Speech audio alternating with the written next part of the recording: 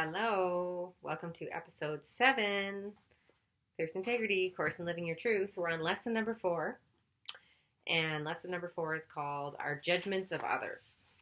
So in today's lesson, I want to invite you to go back to your free writing pages and highlight or underline those statements that sound judgmental, especially those that sound judgmental towards others. These include comments like, she should, or if only he would, or how could she.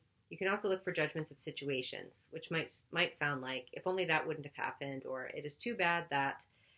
Next, we're going to talk about assumptions. According to the dictionary, the word assume means, number 1, to take upon oneself, assume responsibility, assume another's debts. Number 2, to undertake the duties of an office, like assuming a presidency. Number 3, to take on or adopt.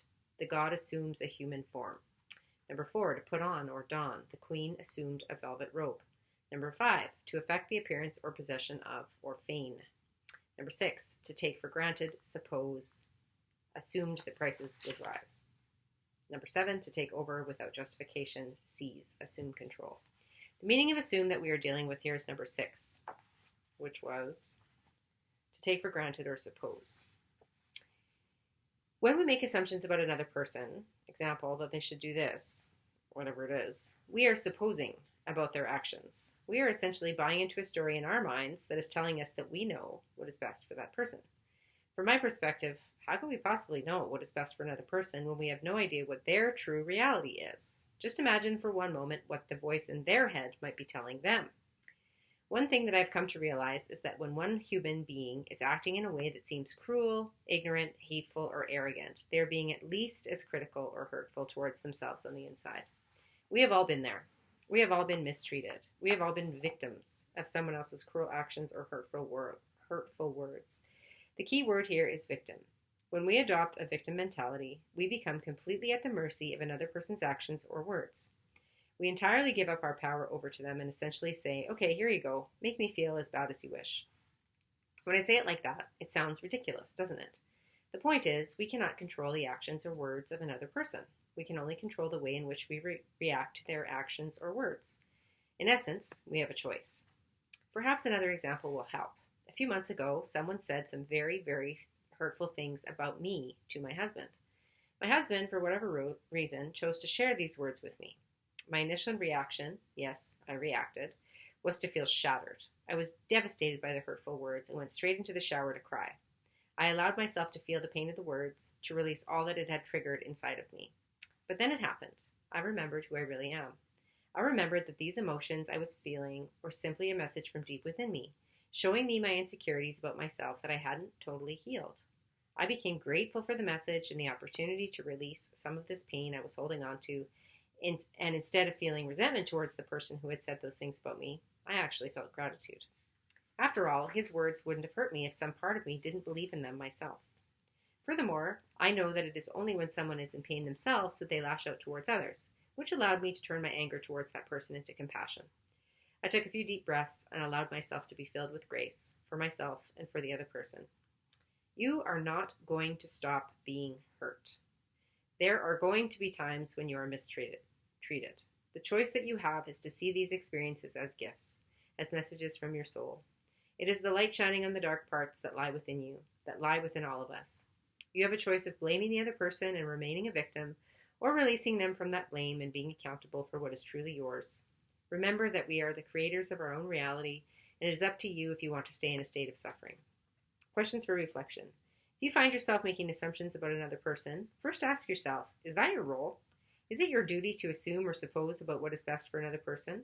Do you have all the information in order to make these kinds of sweeping generalizations or preconceptions about other people? Think of a time when you allowed someone to hurt you. Are you willing to release that person from blame? Are you ready to own these emotions as yours? Are you ready to forgive? Note: when you change the way you feel about a person or a situation, it doesn't necessarily have to look any different on the outside. For instance, you might forgive your brother for all of the wrongs that you have perceived he has done to you, and yet, you might not wind up being the best of friends. Once you have done the work of forgiveness, you also release any expectations of what that relationship will be. In other words, you hold that person in a state of grace or unconditional love, which means that you feel that way about them regardless of how they choose or don't choose to love you back. Remember, you can't control another person's actions or emotions. You can only choose your own. So, judgments of others. Where have I gotten to about this? Well, I would say this is still a ongoing journey for me. I would say, have I moved the needle, continued to move the needle in the direction of, reacting less and responding with compassion more and reaching for, understanding quicker? Yes, definitely all of those things. But I still absolutely will own up to the fact that I still get hurt. I still react. I still get triggered. The next lesson is about button pushing. And in our house, we have a really funny tool, but it works really, really well. In our house, we yell the word trigger when the person has said something that has, evoked some sort of negative pattern or response in us. And what it means is not, hey, you hurt me, judgment of others. It's like, hey, something in me has been triggered. My own woundedness has been activated. And what it does is it stops everything from moving forward so that the person doesn't, keep on you and say 5 more things that push you deeper into woundedness. They go, oh, okay, she's going to go do her work now. And her work, his work, because I'm not the only one doing this in my house, means, 90 seconds is actually the physiological response of a nervous system wound being triggered. It actually will flood you and move through you in 90 seconds if you don't hook into the story and you just allow the emotion to move through. So back to meditation, back to mindfulness. Like if you can that's why we yell the word. It's like, for step 1, realize what's happening. Trigger. Step 2, breathe. Allow this emotion to rip through you and realize it's just your own story or pattern or whatever. It's not true that's been activated, right? So, and then it's the thought work and turning it around and looking at like, what was that? And where did that come from? And why am I so hurt or offended by that? Judgments of others. So in these COVID times, my friends, I have stayed under a rock around this increasingly polarized world that we live in. Because I love all of you. I love the vaxxers and the anti-vaxxers, and I love the maskers and the unmaskers, and I love the freedom fighters, and I love all of you because that's my job. I'm serious, and that sounds flippant, and I don't mean it to be. You are me. I am you. We are one. If I really believe in this, if I really believe in wholeness, I believe we are one consciousness. We are all the ocean. We are all drops in the ocean. I believe that to the core of my being. And I don't know what everybody's path is supposed to be. I don't pretend to know that. I got nothing. I'm still trying to figure out what mine is. And every time I intentionally do not delete people who trigger me on social media. I don't cancel anybody. Even if I do get triggered.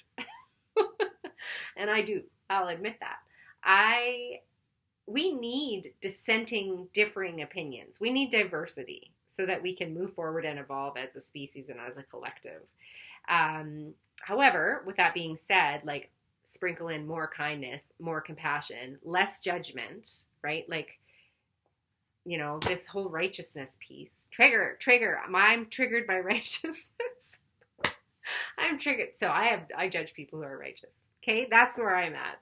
Full transparency.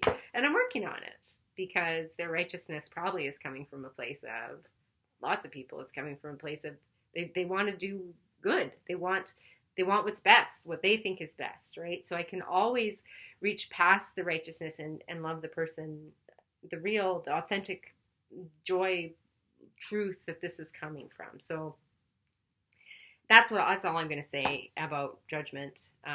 Love each other, for God's sakes.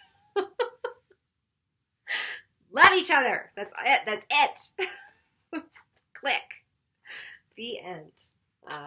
Okay, that's it for the episode. Next episode, we will talk about button pushing, which probably is going to be more about triggers.